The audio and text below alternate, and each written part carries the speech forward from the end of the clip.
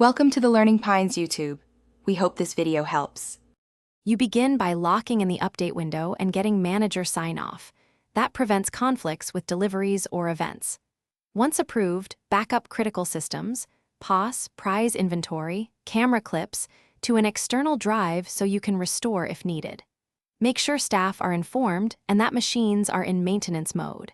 This reduces interruptions and preserves sales records. Start the update immediately after backing up so processes remain fresh, and context is clear for anyone assisting you.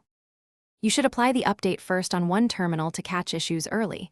This pilot approach saves time if rollback is needed. Once you start, follow prompts precisely. Install packages, restart devices, and validate card processing, ticket dispensers, and redemption syncing. While it runs, watch network throughput and CPU load so you spot hangs or loops.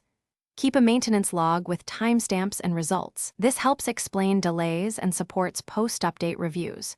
If the pilot succeeds, proceed to remaining terminals in batches.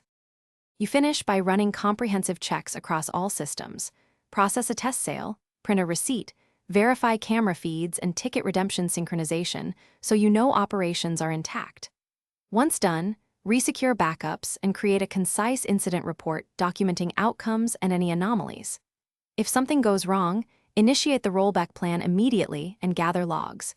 Contacting vendor support with exact timestamps and error messages speeds resolution. Finally, brief the oncoming shift so they understand changes and any temporary workarounds.